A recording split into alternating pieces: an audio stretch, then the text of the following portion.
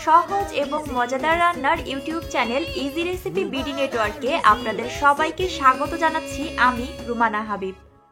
আজকে আপনাদের ভিন্ন স্বাদের একটা কেক তৈরি করে দেখাবো, আপেল কেক। কেকটা আমি চুলায় তৈরি করেছি এবং দেখতেই পাচ্ছেন এটা কতটা সফট হয়েছে। এই কেকটা নর্মাল কেকের থেকে একটু ভিন্ন স্বাদের, খেতে ভীষণ মজার।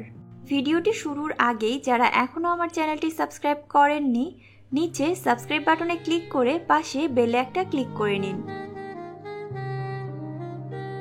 এখানে আমি একটা 8 ইঞ্চি রাউন্ড শেপ কেক মোল্ড নিয়েছি। একটা ব্রাশের সাহায্যে তেল মাখিয়ে নিচ্ছি। মোল্ডের সমান করে আমি কিছুটা কাগজ কেটে রেখেছিলাম, কাগজটা বসিয়ে নিচ্ছি। কাগজ ব্যবহার করলে কেকটা আর মোল্ডের সাথে লেগে যায় না। একটা বাটিতে মেজারমেন্ট কাপের 1 কাপ পরিমাণ ময়দা, 2 টেবিল চামচ পরিমাণ গুঁড়া দুধ, হাফ টেবিল চামচ পরিমাণ বেকিং পাউডার এবং 1/4 চা চামচ পরিমাণ লবণ নিয়ে নিচ্ছি। চামচ দিয়ে নেড়ে শুকনা উপকরণগুলোকে খুব ভালোভাবে মিশিয়ে নিচ্ছি। সব কিছুই মেজারমেন্ট কাপ দিয়ে মেপে আমি যতটুকু নিয়েছি ঠিক ততটুকুই ব্যবহার করবেন। মেজারমেন্ট কাপের 1 কাপ পরিমাণ চিনি নিয়েছি। চিনিটাকে ব্লেন্ডারে ব্লেন্ড করে নিয়েছি। আজকের এই কেকটা তৈরি করতে আমি 4টা ডিম ব্যবহার করছি। ডিমগুলোর কুসুম এবং সাদা অংশটা আলাদা করে নিচ্ছি। ডিমগুলো ফ্রিজে থাকলে তা কমপক্ষে 1 ঘন্টা আগে বাইরে বের করে রাখতে হবে। কেক তৈরির ক্ষেত্রে যত চামচ বাটি ব্যবহার করবেন সবকিছুকে টিস্যু পেপারের সাহায্যে খুব ভালোভাবে মুছে নেবেন। বিটারের হাতল, বাটি বা চামচে সামান্য পরিমাণ পানি থাকলেই কিন্তু পারফেক্টভাবে ফোমটা তৈরি করা যায় না।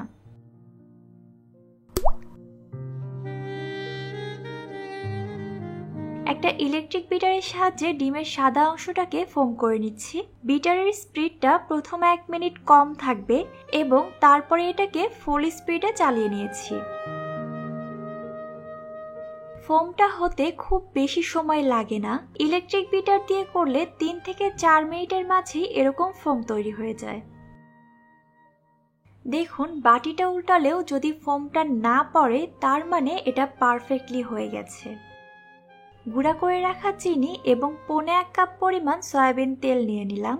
এখন অল্প অল্প করে চিনি আর তেলটা যোগ করতে হবে আর বিটারের স্পিডটা মিডিয়ামে রেখে বিট করতে হবে।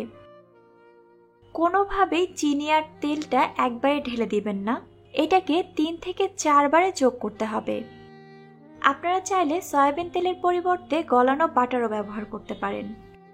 চিনিটা ব্লেন্ডারে ব্লেন্ড করে নেওয়ার ফলে এটা খুব সহজেই ফোমের সাথে মিশে যায়। এভাবে একবার চিনি আর তেলটা ডিমের ফোমের সাথে মিশে যাওয়ার পরে আবারও যোগ করছি।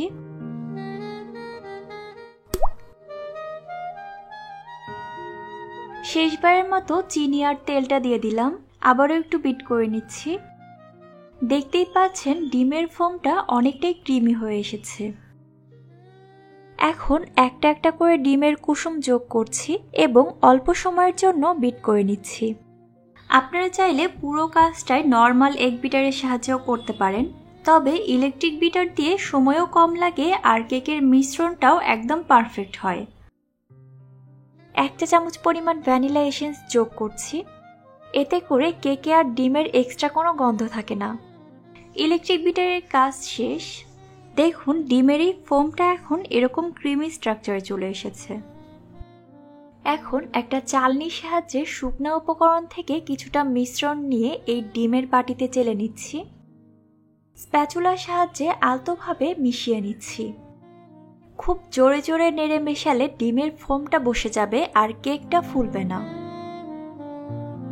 এই ময়দার মিশ্রণটাও একবারে দেয়া যাবে না, এটাকেও 3 থেকে 4 বারে অল্প অল্প করে চেলে নিয়ে এই ডিমের সাথে মিশিয়ে নিতে হবে। শেষবারের মতো ময়দার মিশ্রণটা চেলে নিচ্ছি। আবারও সবকিছুকে আলতো হাতে মিশিয়ে নিচ্ছি।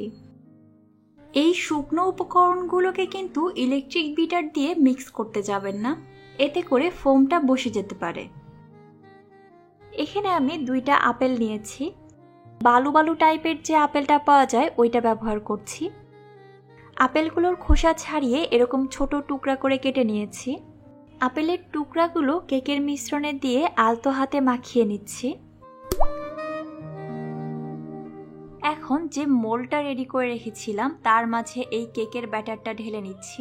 একটু উঁচু থেকে ঢালতে হবে, এতে করে মোল্ডের মাঝে কোনো ফাঁকা স্থান থাকবে না। এভাবে মোল্ডটা ধরে 2-3 বার জোরে বাড়ি দিয়ে দিচ্ছি। ভিতরে কোনো এয়ার বাবল থেকে থাকলে সেটা বেরিয়ে যাবে।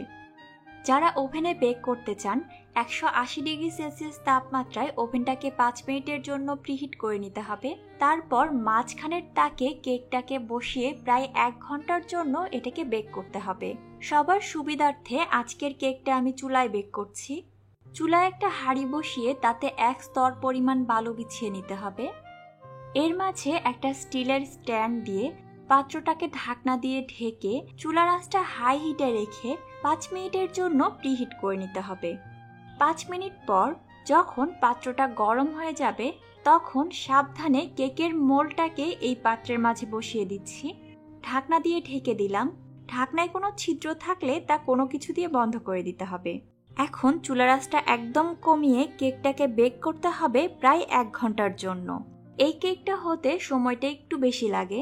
এই 1 ঘন্টা সময়ের মাঝে বারবার ঢাকনাটা খোলা যাবে না। চেষ্টা করবেন এমন গ্লাসওয়ালা ঢাকনা ব্যবহার করতে, এতে করে কেকের ভিতরের অবস্থানটা বাইরে থেকেই বোঝা যায়। 1 ঘন্টা পর কেকের ঠিক মাঝখানে একটা কাঠি ঢুকিয়ে বের করলে কাঠির গায়ে যদি কোনো মিশ্রণ লেগে না থাকে তার মানে কেকটা পারফেক্টলি বেক হয়েছে। আর কাঠির গায়ে যদি সামান্য পরিমাণ মিশ্রণ লেগে থাকে সেক্ষেত্রে আরও 5 থেকে 10 মিনিটের জন্য বেক করে নেবেন।